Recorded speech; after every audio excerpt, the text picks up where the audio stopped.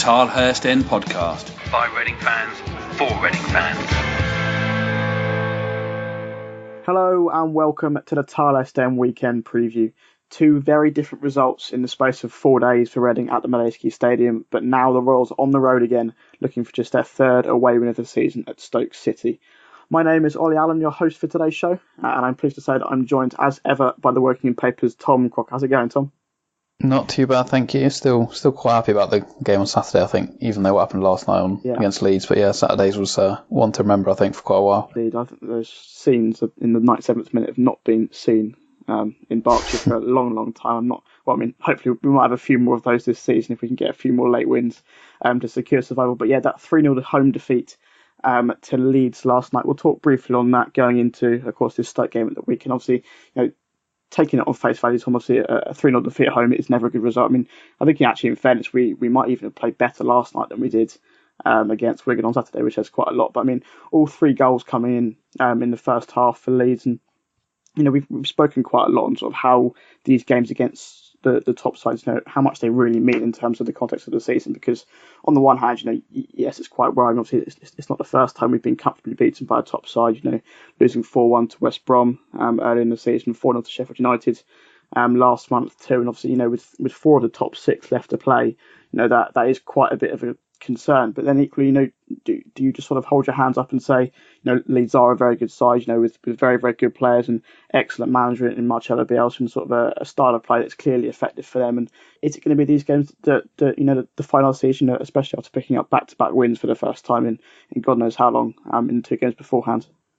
Yeah, I think that's why the late wins against Ipswich and Wigan are so important. Yeah. Obviously, we had that 3-game spell, and I said at the time I think 7 points was a minimum because of the games that they got coming up. Yeah. And I think the game against Leeds shows exactly why, because there are going to be plenty more of those sort of games between now and the end of the season. And it wasn't, like you say, it wasn't the Reading play particularly badly, but they still got beaten 3-0, and they've still got to play Middlesbrough, West Brom, still got to go to Norwich. So you can't imagine there's going to be too much difference. I mean, I didn't expect anything but defeat against Leeds last night, just because of how good Leeds are really, and Reading just haven't quite got that quality at the moment to cope with it. And yeah, the worry is there's going to be quite a few of those games still to come. Maybe they can nick something somewhere, but I think it's the games against the other sides that they've got coming up that are going to really define whether they stay up. And I think possibly the wins they've already got in the last couple of weeks are going to be the ones that, when you look back, are the ones that have helped them stay up. So obviously, given the fact they're still well in the relegation zone, they can't just write all these games off. They've got to try and nick some points from somewhere. But I think the game on Tuesday just showed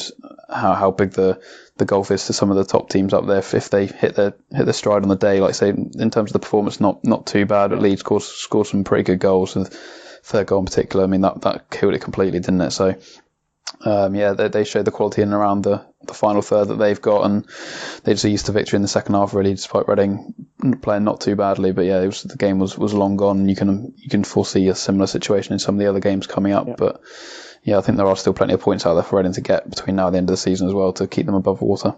Yeah, I think after the result of the weekend, I was sort of hoping there might be a tiny glimpse of hope for us to get a result on Tuesday, but I was quickly reminded after about half an hour just why Leeds are right in the mix for promotion to the Premier League. But how do you think the squad reacted, to that result? We saw after the Sheffield United defeat that was followed by a 1-1 draw with Rotherham. So it's not like they're going to crumble. But obviously, I know Jose Gomez has spoken quite a lot about how the team's not got time to celebrate after a win, for example, and equally they've got no time to cry. I think he put it after a defeat. Yeah, something he says pretty regularly on a weekly basis, really, that they're trying to just keep on a level. But on the similar side, I think he sort of changed his philosophy a little bit during that 3-game spell, building each one of them was the biggest game of the season, pretty much. So they've got the points in the bag from that one, and now it's got to be one game at a time. There's going to be a few defeats between now and the end of the season. There's no real point in dwelling on them. They've got to take what they can from it and go to something like, say, there's plenty of games left between now and the end that they can reasonably expect to be able to get some points from. So it's not sort of a complete write-off some of these games, but they are, as we speak now, 3 points outside the bottom three after those wins. We're going to win at the weekend, which is such a big one, because it obviously puts them back above Wigan as well, and there's just quite a few teams now dragged in and around it. So that makes, I think, life a little bit easier for Reading, that they're not just looking at Rotherham every week now. There's a couple more teams that we're looking at what points they're picking up. So I think they're capable of just sweeping this one aside and moving on. I don't think they'll dwell on it particularly too much. Like you say, I think the performance wasn't necessarily as bad as 3-0 suggests. They could have easily scored a couple with a bit more quality in the last third. A couple of the passes went astray right in the crucial moment. So, yeah, there were some positives to take from it, and yeah, if they can just produce some of those in, like I say, if they'd produced some of that against Wigan, it might not have been such a dramatic finish on Saturday, but if they can produce some of that in some of the other games coming up, I'm sure they can pick up the points to pull a little bit clearer, hopefully.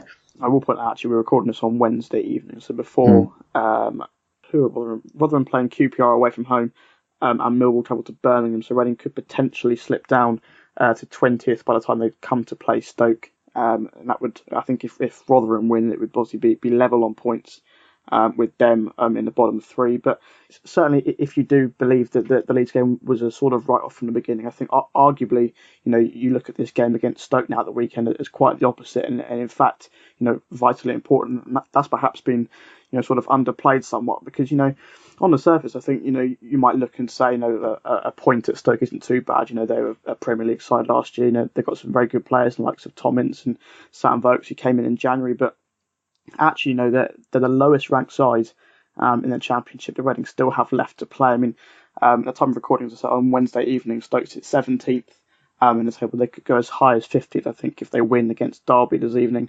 Or they could drop a place to 18th if results go against them. But either way, they will be the lowest ranked side Reading have left to play, and one of only, I think, either 2 or possibly 3 teams in the bottom half that they've got left to play in these final 9 games. And I think that for me, Tom, says 2 things. I think 1, the Reading actually now have a very difficult run in these final 9 games, and sort of 2, that not actually that much attention is being paid to the fact that this is perhaps a game that we really should be looking to win. Yeah, it's like you say, it's a very tough run in. I think that's been in the focus for quite a while. Looking at the games they've got coming up, trying to get the points on the board early, and they've just about managed to do that. But they're still, like I say, after tonight, it could just be level with the bottom 3 again. So they're going to have to pull a win out of the hat from somewhere. And the fact Stoke are the lowest team left is a bit of a worry. Because like you say, they've still got a decent enough side that, just looking at their general form, and another side who've drawn a lot of games recently that Reading are going to come up against. So. I would say they've not had the best of the season, and they've changed things a bit up there. So it's one that I think I look at it and I think the majority of Reading's points are going to come in the home games rather than these away ones. Even though I think Preston, they've still got to play at home. Brentford, they're above Stoke, but I'd still say they're the ones that you'd probably have a better chance in, just because Reading's home form generally has been pretty good under Gomez. Obviously, not including Tuesday night's result in that, but. Yeah, that seems to be where they're. Since New Year's Day, I think, at home. Since that Swansea game, yeah, it's they're generally picking up points there. They've obviously beaten Nottingham Forest and drawn with Villa, so sides higher than some of the ones they've still got left to play. So I think those are the ones probably where they're gonna look to win. Obviously, they got that away win. They come at Ipswich, which obviously the bottom side in the league, although they've since then haven't lost, I don't think, since Reading beat them still. So they're. Did all right to grind out the win there, but away form hasn't been the best for Reading all season, so for it to suddenly turn around now, you'd think will probably be a surprise. So I think if they could get a point at Stoke, I don't think that'd be too bad a result, actually. Back-to-back away wins would be. I haven't checked, but I don't know the last time that happened. But obviously, but both Wigan and Ipswich have got draws against Stoke within the last month, although they were both away. From home, they're both at Wigan and Ipswich, so slightly different. And of course, Reading themselves got a point against Stoke back in December. Mo Barrow's late goal, I think it was, securing that 2-2 draw. And obviously, they have changed managers since then. Nathan Jones taking over from Gary Rowett back in January. But I mean, as you'll hear in the view from the town end in just a minute, they've still been sort of quite inconsistent under Jones. Obviously, came in from Luton, his first job at this level, and he's still sort of experimenting, with his team. And does that play into Reading's hands a little bit, Tom? Obviously, we'll talk about in part 3 sort of how JJ Gomez perhaps doesn't have that many options in terms of his team selection. But is it at least a positive that he's got a reasonably settled team? Sort of going up against a manager who's still not quite sure how to set his team up. Albeit still with some very talented players in there. Yeah, like I say, obviously you get a better view from the town here, but I imagine they've pretty much written the season off now, and they are just trying to build for next season, which. Yeah. Can work a couple of ways. There's still plenty of quality in that team, though. You look at it, obviously Butland's still in the English squad. Joe Allen, Afobe tends to score goals in the Championship, and I looked at their bench in the last game. It's still full of international players. Yeah. So they've got a bit of in the England squad today as well. Yeah, absolutely. Yeah, so they've got plenty of sort of sorting out to do to try and find a decent balance that can actually do all right at this level. So I think everybody thought they'd do quite well this season, Stoke, but obviously it's not panned out that way.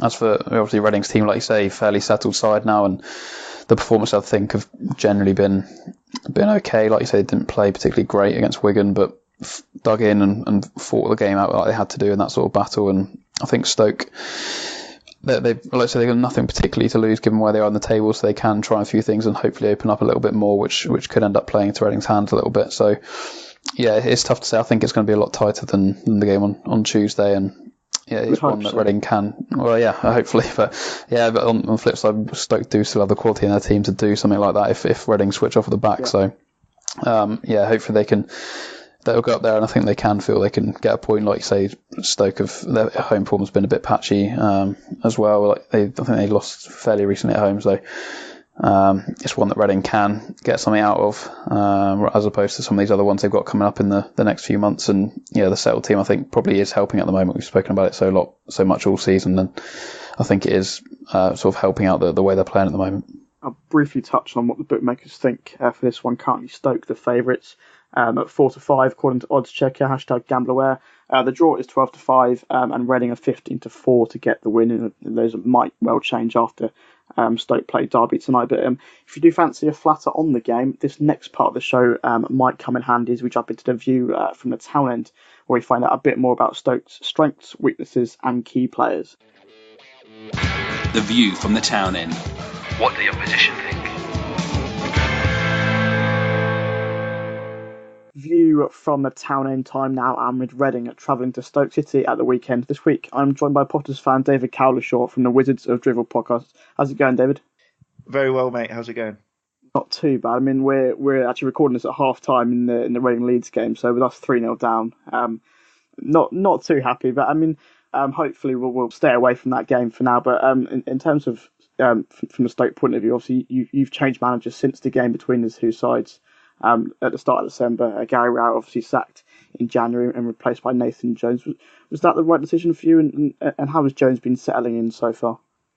Yeah, I'd say it was the correct decision. It was a bit surprising to see Rowett go at that point, insofar as our board doesn't really seem to pull the trigger that quickly on managers. Okay. I know we've kind of shot through a few recently, but I was somewhat surprised to see Rowett go, especially considering we'd been on a unbeaten run of sorts, an unbeaten run mainly made up of draws. But in terms of quality of football, quality of signing, and sort of the attitude that seemed to emanate from his press conferences and interviews, then not many Stoke fans were disappointed to see him go at all. I thought he very much led to a situation of his own making. And before we had really time to consider, like, who did we get in, the club moved for Nathan Jones, and it's been rough. We've only won 2 games under him so far, both at home. But I would say that under Jones, it does feel like the club is moving in a more positive direction, albeit very, very gradually. Has he changed much? Sort of tactics or stars wise. Obviously, I know at Luton he played quite a possession based game, and they scored a lot of goals when they won League Two last season. Well, he's mainly used his opening 8 to 10 games or so to kind of really experiment. We haven't really seen a defined style or formation from him so far. He came in with a reputation of playing a 4-4-2 diamond at Luton with attacking fullbacks, and I think he tried that in his first game against Brentford, which we lost. And since then, I think he's realised that he doesn't really have the players to play the style he wants at the moment. So he's maybe gone a bit more conservative, maybe gone a bit more maybe a bit Rowett-esque in that he's playing a 4-3-3 and he's focusing on like keeping it tight, keeping it compact. But it's certainly better to watch than Rowett, just mainly because we're not conceding as many goals. He signed Sam Vokes and Danny Bart, and Danny Bart in particular has just really improved our defence immeasurably, and he's given the squad a bit more leadership as well. So it's not like we've suddenly transformed into how his Luton side played, but we're definitely, I'd say, just a bit calmer and a bit more self-assured now. Yeah.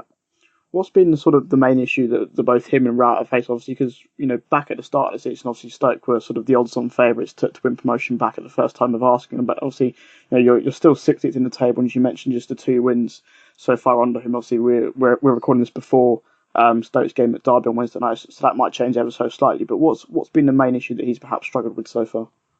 I think it's probably a mentality issue in the squad, and I think it's kind of manifested itself in a few different ways. I think maybe some of our players expected to walk the championship. A few of our perhaps Premier League big egos thought they were maybe too good for the lead, thought they could brush past whoever and swan to the title. But also I think when things didn't go well initially for us under Rowett, and I think there was a damaging 3-0 home defeat to Wigan earlier in the season, and results like that started to crop up, and I think a few of our players really lost a self-belief, a self-confidence, and that translated into just attacking wise, we were just not creative at all. We really lacked a spark, a bit of invention, a bit of players just, little things like just take your man on, have a shot from distance.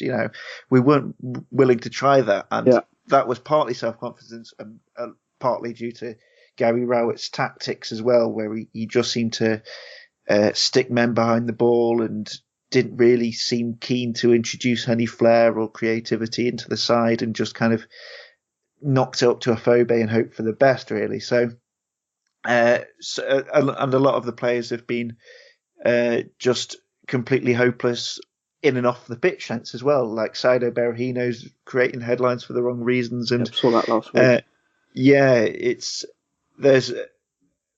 We thought we'd got rid of a few of those bad eggs, those rotten apples from the Premier League, but clearly there's more work to be done on that front. But also we just haven't really just found the spark to create chances, score goals, and get on a winning run. We haven't really won games in a row. Well, I think we actually only won back-to-back games at the weekend for the first time in I think about 15 months. So as long as you don't get that bad, then you should be all right. But moving on to the weekend, and what did you make of Reading during that 2-2 draw back in December? Have you seen much of us since then as well? Yeah, well, I thought I went into the Reading away game earlier in the season with an unusual bit of confidence for me. I'm not really confident going to Stoke. Most teams do go with confidence against us, considering the position. But yeah, you were really struggling. I thought, right, we've got to be able to come away with something here. And actually, I think that was probably one of our better away performances, all things considered, because, I think we had more of a go. But I think this is a classic Gary Rowett match in some regard. We go 2-1 up.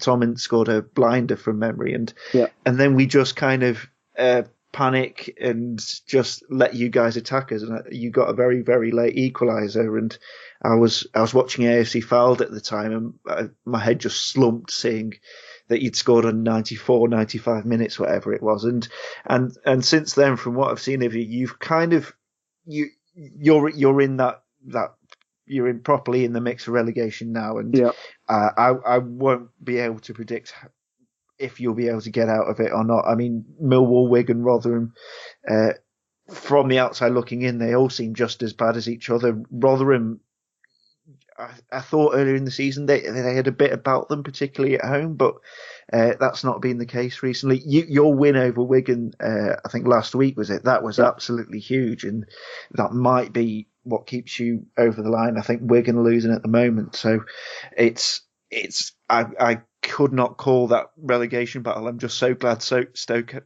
weren't sucked into it, and recent results have kind of seen us just keep that distance between us. I mean, I think I've said for a while now that I think it'll probably go down to the final few games of the season, and you got it spot on there. And each team is really as bad as each other. I think we've spoken to a lot of the fans, the Ipswich fans and the Rotherham fans in recent weeks, and just how dire it's been to watch all of our teams this season. So you're probably quite thankful you're not being dragged in. But as for yourselves, who should Reading fans look out for player wise at the weekend? Who might decide the game for you guys? Well, I think Tom Ince and Bojan are the sole creative sparks in the team, but it's unlikely both of them will play. I'd probably expect Tom Ince will start and Bojan will be on the bench. Okay. front, Afobe is starting to become a bit more like the player we thought we'd signed, and he's probably, I'd say he's almost certainly our best finisher, and if he's on his day, he's a top championship striker, but we haven't seen too many of his best days so far this season. If Vokes is back, the potential for him and Vokes to play together is something we haven't seen much of. So I'm hopeful that can happen and we can see a proper front two in there. Apart from that, I would say there's not much going forward, but Peter Atebo in midfield, the Nigerian international, is a top player, and I think after he's got this full championship season under his belt, and if we can keep hold of him, then he could be one of the stars of the championship next season. I think he's got almost everything you need to be a quality midfield player. I saw him in a World Cup actually, and I thought he looked at a very, very decent proposition, and saw that you'd sign him and thought he'd be a good player. But finally then, David, can I get a score prediction from you for the weekend? Obviously, this is pending your result against Derby on Wednesday as well. Yeah. I think that we've just been on a run of stupid draws. We've got the joint most draws in the league, I think, along with Rotherham and Villa, and we just have an uncanny knack of just throwing away 3 points as we did at your place. Yeah. And there's been so many other games this season where we've done that, so I'll go for a 2-2 draw. It's strange you say that actually, because we seem to be, every team we're facing which seems to be on a very long run of draws. But I'm going to go for a point apiece as well. I'm going to go for a 1-1 this time around. But what position would you be content with sort of come the end of the season? You know, we've got 10 games to go now. What would you like to see from this Stoke side, perhaps in preparation for next year? Yeah, it's hard to judge really, because I'm not too bothered about where we finish so long as we just show signs of progress and Nathan Jones can learn more about his squad and learn who should stay and who should go come the end of the season. But I would probably, if we could get close to top half, I would be really pleased with that. I mean, we're 5 points off it at the moment, so to overtake the likes of Birmingham, Brentford, Swansea would be pretty impressive. But any higher than we are now, there's just something about the position 17th that's I don't know what it is, but I'm not really very fond of being there at the moment. So anywhere close to top half would signify progress, I think. Well, I mean, we finished 17th, 19th, and 20th in the last few seasons. Obviously, apart from that third place finish as well, but we've finished around that sort of position. And it's a bit of a meh finish if you get. It's a position I'd traditionally associate with Ipswich Town before this season. Yeah, they always just seem hover around there. Well, my thanks then to you, David, for joining me on The View from the Town End. And once again, all the best at the weekend and for the rest of the season. Thank you very much. Get social with the boys. Find them on Twitter at the Tilehurst End and facebook.com/the Tilehurst End. Welcome back to the Tilehurst End weekend preview, looking ahead to Stoke versus Reading. Injury-wise, Tom, Ovie Ejaria was the one that missed the game against Leeds after coming off against Wigan. Might he be back this weekend, obviously, and how are the other sideline players coming along in their recovery? Yeah, I think Ejaria, they're hoping, should be okay. I think the line was he was sort of feeling kind of better on Tuesday, but not well enough to play, so that makes you think shouldn't be too far away, and obviously I think they'll try and get him back in for the weekend if they can. So that would be good to have him back. So I think he's been playing pretty well recently. And then I don't think anyone else is really going to be back that's been out at the moment. I think the closest couple are Yokoda and Bodvarsson to being back in the squad. But with the 2-week break coming up, I'm not sure they'll risk bringing them in necessarily, given, like I say, they had a fairly settled squad at the moment, which, obviously you'd rather have Bodvarsson in there if you can, but I don't think, given his injury record this season, they'll be rushing him back in, and I think all the rest of them are still, I think we could see quite a few of them come back, maybe the first game back after the break, but for now I think they're all probably likely to still be missing for the weekend. We had confirmation of Omar Richards' injury as well, a bit up in the air, whether he was fit or not. I think he posted something on social media the other day to do with his leg being injured, but all of that in mind then, Tom, what would your starting 11 be against Stoke? So I'd go with the same back five, Martinez, Yadom, Miazga, Moore, Blackett, bring Ejaria back in, presuming he's fit, alongside Baker and Swift as it was for the Wigan game, and then front three of Barrow, McCleary and Mate. I think that's possibly the team that started the weekend, maybe. So that'll be the 11 I'd go with. I think that's the same 11 I said last week as well. So that would be just, I think, a couple of changes from midweek with Ejaria and McCleary coming back in. We got it right last week as well, actually. We did, yeah. First time, maybe all season. Very nearly the same again for me. I mean, it's pretty standard now. I've gone with the same back five. I think, to be honest, I'd be very surprised if that changed at all, to be honest, between now and the end of the season, barring any injury. Obviously, Liam Moore doing very well to play on Tuesday after dislocating his shoulder at the weekend. So fantastic effort from him. Yeah, I'd also have Ejaria back in alongside Lewis Blake if he's fit, and we'll talk a little bit more about the midfield in a minute.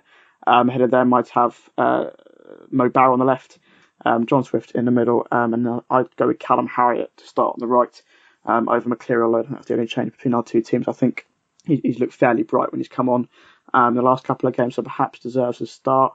And then Yaku Mate up front, and it is that attack that there remains question marks over, Tom. Obviously, we tried four different strikers, or four different players, up front in the absence of Nelson Oliveira in the last two games.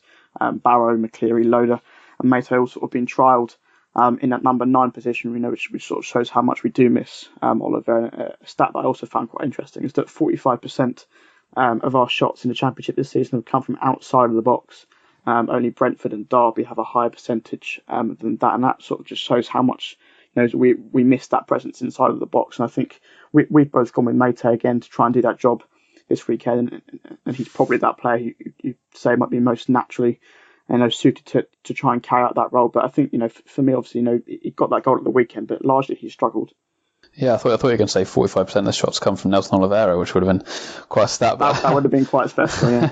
But yeah, no, it's I didn't particularly like the way they kept switching so regularly on Saturday. I think you can sort of see the logic a little bit in that. I don't think Gomez particularly fancies any of them as sort of centre forward. Obviously, Danny Loader started there against Leeds and didn't have the greatest of games. He just seems to lack a bit of confidence in around the box, which is a real shame for someone who scored so many goals at 23. Is just you see it so often.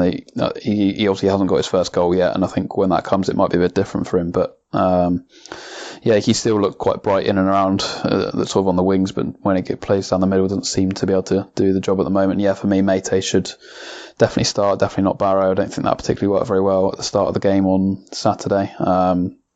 No, I think McCleary's played a bit okay before, but yeah, Mate. The only thing is, I think from sort of longer goal kicks and things like that, Mate is generally better on the wings, sort of latching onto them and flicking it on rather than down the middle, which is possibly why they changed it around a little bit. But I think I would definitely start with Mate down the middle, and if you want to drop obviously Loader in there sometimes, or one of the wingers in the middle there, you can do. But yeah, I think it was getting a bit muddled at the weekend, and none of it's particularly ideal at the moment. Obviously, Mate has finally ended his goal drought now with that goal on Saturday, which hopefully will help him. I think he played fairly well against Leeds as well, considering didn't have particularly much of the ball, and played him and Barry still look fairly dangerous. But I'd stick with Mate down the middle rather than one of the other guys at the moment. We need Mark Minotti up front. His only goal for Reading this season has come against Stoke in the home game. Obviously, he's doing very well actually. Up at Hibs, I think 6 goals in 8 games. I think, and called up to the Scotland squad for the first time this week as well. But as always, we are going to talk about the midfield. We seem to do every week, but especially in the absence of Andy Rinomhota, that showed again massively last night and on Saturday as well. I mean, Lewis Baker does a decent makeshift job in there, but he clearly isn't a holding midfielder. I think he lost his man for Wigan's first goal at the weekend and Leeds' first goal, I think, on Tuesday as well. But I mean, because there aren't really any other options, he'll likely keep his place for the Stoke game.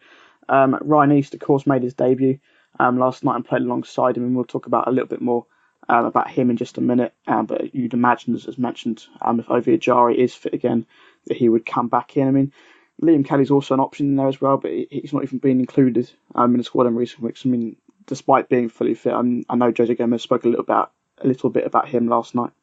Yeah, I was put the question to him at the end of the press conference last night. It just seemed a bit strange to have a couple of academy players in ahead of him in the squad if he was fit, but it turns out he's not injured. Obviously, it goes back to the Sheffield United game, the last game he played, when he had a sort of forgettable 20 minutes really. Obviously the whole team did, but a couple of the goals I think came or in and around Kelly. I think he got dispossessed maybe for one of them and went off with, I think it was meant to be an ankle injury, which kept him out for a couple of days. But yeah, the reason he's not been in the squad is Gomez has been, as he said himself, punishing him really for that performance, which perhaps is a bit maybe come across a bit harsh. And it's interesting he came out and said it, but perhaps he wants to send a bit of a message out to him that obviously that he tried to loan him out in January as well. So yeah, he's perhaps not top of his priority at the moment, but he's still working with him in the squad, and he obviously did give him a bit of a chance in the team since the window shut, so he has had a bit of a chance and didn't perform particularly well either. So he's obviously struggled a bit for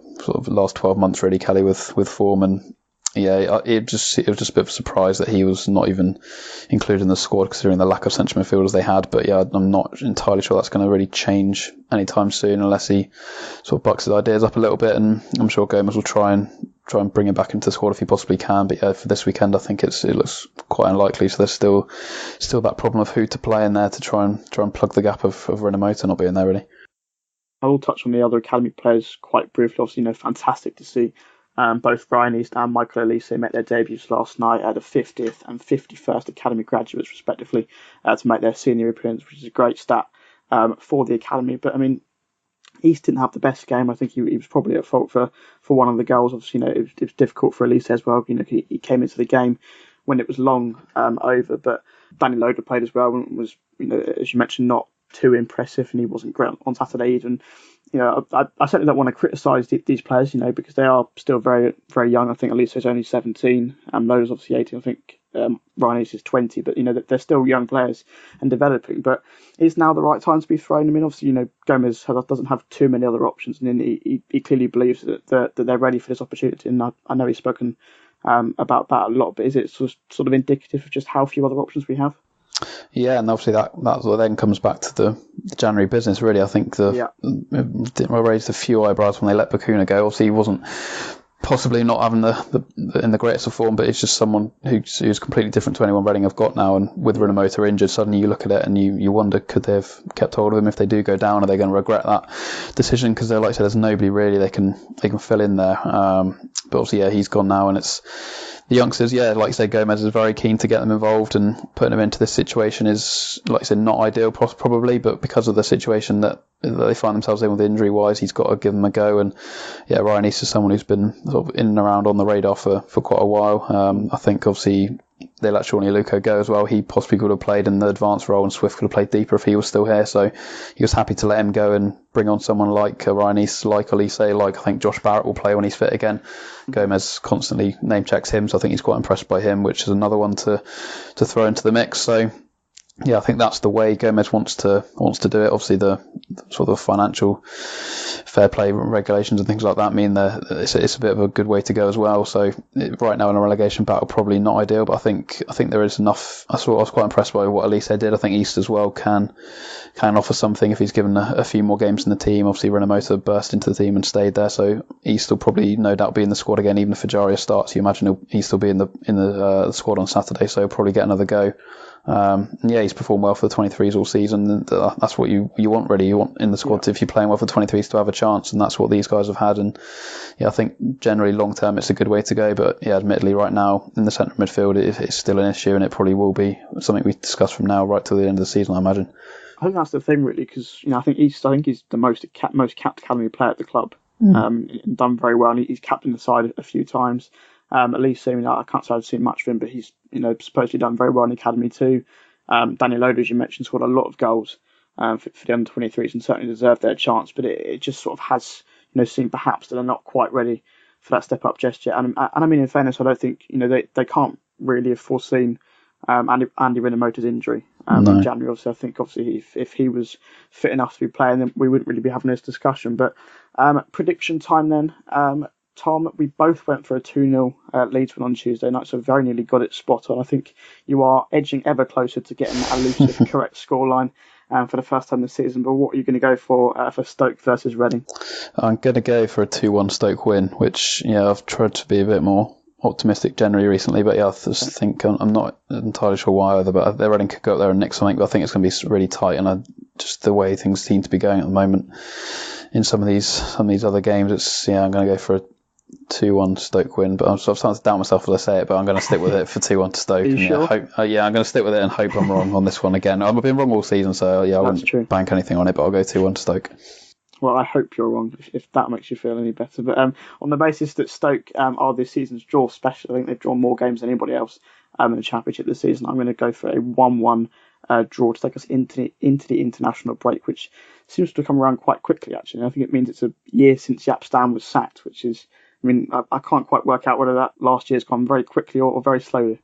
Yeah, obviously, interestingly worked through 2 managers, or 3 if you include the caretaker one. So yeah, it's I don't know. It's been a long old year though. I think watching Reading. It's not been the most fun. But yeah, hopefully under Gomez things are change around a little bit. But I think the international breaks come at a decent time, to be honest, for everyone, especially the squad. Like I say, is getting a bit thin of injuries now. I think they could do with a couple of weeks off. So hopefully they can go into it with something. I'm trying to think if they've generally won before international breaks before the season or not. I can't really remember now. But yeah, hopefully they can. I think they lost to West Brom 4-1 before the October one. So.